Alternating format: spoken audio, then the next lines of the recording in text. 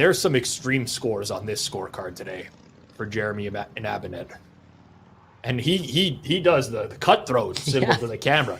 I don't know if he's saying he's done or he's done with somebody else.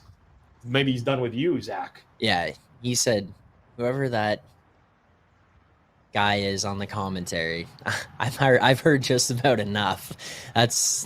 He heard me say that this could be the end of his day, and then drops one of those. And based on how they're going so far, this might be you know what, we could take over. I think right now, because of the way that it's shaping up, with you have a 2-stroke lead over number 4. So Tim Talley's at even par. He's got a 2-stroke lead over 4th. I think, as we see a pretty good tee shot there, they're playing not to make a mistake at this point.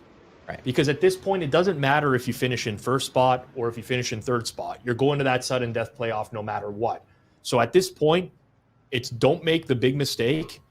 And because of that, I think you might see the hole-in-one overall score, which is set at 13.5. That might be in jeopardy of staying under because of the mindset of Brian Johnson and Tim Talley now, which is don't do too much. Let's get ourselves home. Jeremy Inabinet, that's a different story. He's got to make up a ton of ground at this point. Yeah. He's super aggressive.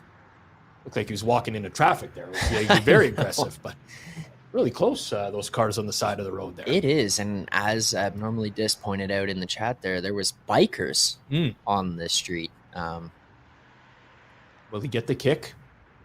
That's part of it. That's Almost. pretty good. Almost. Do you think there's part of an Inabinet right now that's wondering if he's going to get invited back to the next WPL event? No. No? I don't think that's going through his head. I don't think that's going through his head.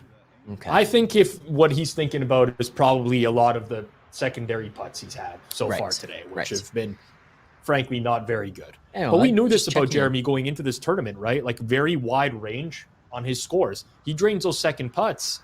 He's killing it, but ooh, that was a bad kick.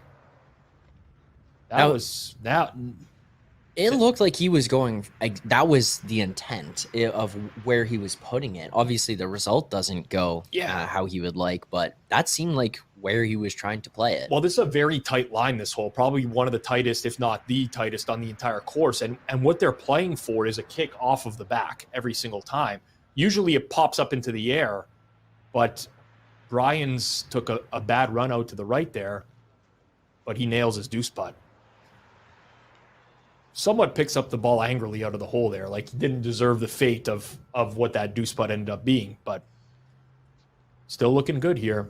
Still looking like he's in position. Well, taking a look at the live leaderboard, and Inabinet there now as well, sitting plus 100,000 at this point. Hey, give me 100,000 on anything.